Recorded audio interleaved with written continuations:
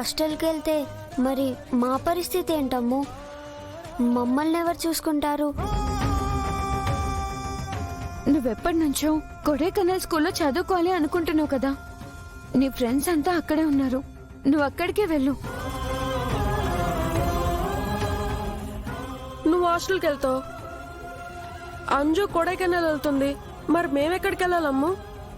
మేమిక్కడే ఉండి మనోహరి aunty torture భరించాలా? అవసరం లేదు. నేను మీ గురించి కూడా ఆలోచించాను. మీ ఇద్దరు డెహ్రాడూన్ క్యాంపస్కి వెళ్ళండి.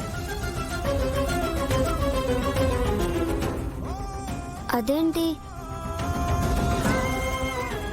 మనం నలుగురం ఒక చోట ఉండలేమా? తలో వైపు వెళ్ళిపోవాల్సిందేనా? అవ్వదంచు. మిస్ అమ్మ తిరిగి వస్తుందని 5 yearsగా ఎదురు చూస్తున్నాం. తను రాలేదు సరికదా, తను బుజ్జమ్మ ఎక్కడున్నారో కూడా మనకు తెలీదు. మిస్ అమ్మ లేకుండా మనం ఈ ఇంట్లో ఉండలేం.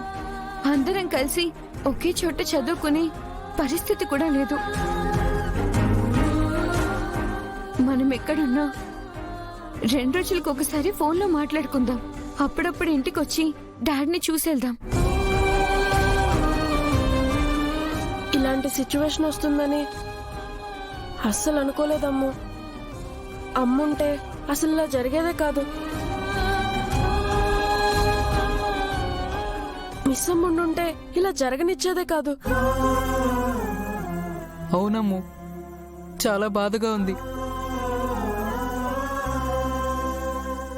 మనం విడిపోతామంటే ఏడుపొస్తుంది. Hello bro. విక్రమ్, నీకు స్ట్రోక్ వచ్చిందా? ఇప్పుడు ఎలా ఉంది? ఓకే బ్రో, చచ్చి బతికాను. ఒక ఆవిడ నాకు సిపిఆర్ చేసి నన్ను బ్రతికించింది. నీకిప్పుడు ప్రాబ్లం ఏం లేదు కదా? లేదు, చెస్ట్లో పెయిన్ పోయింది. ఇప్పుడే బ్రీత్ ఆడుతుంది. జాగ్రత్తగా రా. ఇక్కడికి వచ్చాక హాస్పిటల్లో చెకప్ చేయిద్దాం. అలాగే నిన్ను సేవ్ చేసిన అమ్మాయికి నేను ప్రత్యేకంగా థ్యాంక్స్ చెప్పాలి. రేపు బస్ దిగేటప్పుడు తనని నాకు చూపించు. ఓకే. సారీ బ్రో, ఈ టైంలో నేను నిద్రలేపి డిస్టర్బ్ చేసినట్టున్నాను.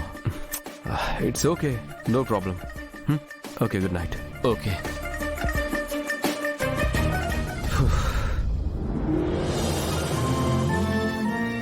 థ్యాంక్ యూ సో మచ్ అమ్మా. రేపు మా ఫ్రెండ్ మీకు థ్యాంక్స్ చెప్తా అన్నాడు. అయ్యో పర్లేదు సార్, ఇప్పుడు మీకు బానే ఉంది కదా? బాగుంది. మీ వల్ల నేను బతికానమ్మా. మీ మేలు ఎప్పటికీ మర్చిపోలేను.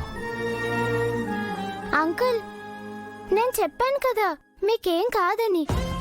బస్సులో ఇంతమంది ఉన్నాం, మీరు ధైర్యంగా ఉండండి. అలాగే తల్లి, నీకు కూడా థ్యాంక్స్. ఏం చదువుతున్నావు? First class. హైదరాబాద్ ఆర్మీ స్కూల్లో నాకు సీట్ వచ్చింది, అక్కడ జాయిన్ అవ్వడానికి వెళ్తున్నాను. ఓకే, కంగ్రాట్స్ అమ్మా. Very good. Thank you uncle.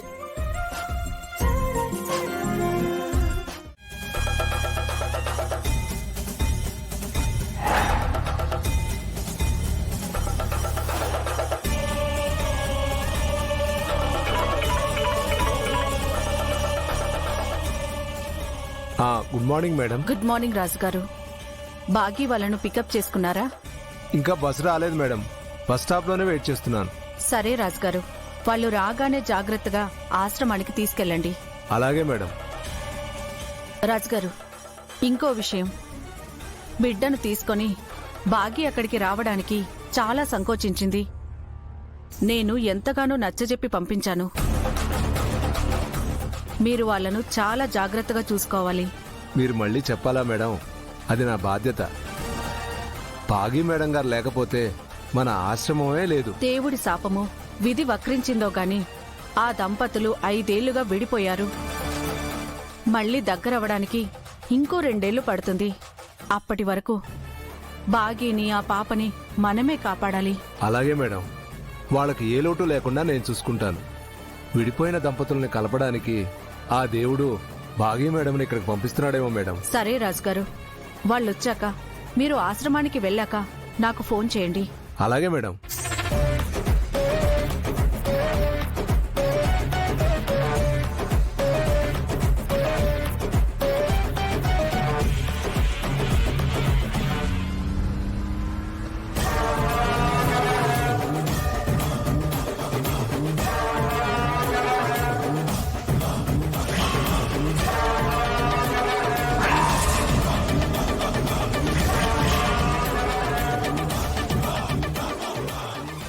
Rathod ఇక్కడేనా?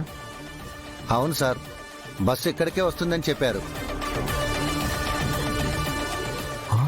Sir వాళ్ళు ఇక్కడికి వచ్చారేంటి? అయ్యో, భాగ్య మేడం గారు ఇక్కడే బస్ దిగుతారే. కొంప తీసి భాగ్య మేడం వస్తున్నట్టు సారు తెలిసిపోలేదు కదా?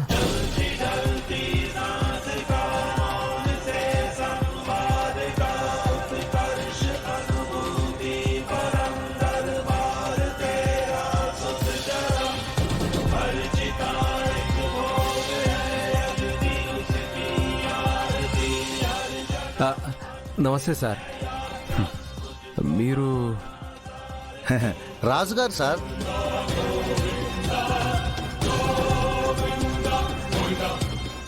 సార్, అనాథాశ్రమంలో పనిచేసే రాజుగారు. అవును సార్. సరస్వతి వార్డెన్ గారు ఉంటారు కదా, ఆ ఆశ్రమం సార్. మీరు మిస్ అమ్మ ఆ ఆశ్రమానికి 50 లక్షలు దానంగా ఇచ్చారు. సారీ సార్, మర్చిపోయాను. పర్వాలేదు సార్. సరస్వతి గారు పిల్లలు ఎలా ఉన్నారు? మీరు మేడం గారు చేసిన సాయం వల్ల అందరూ సంతోషంగా ఉన్నారు.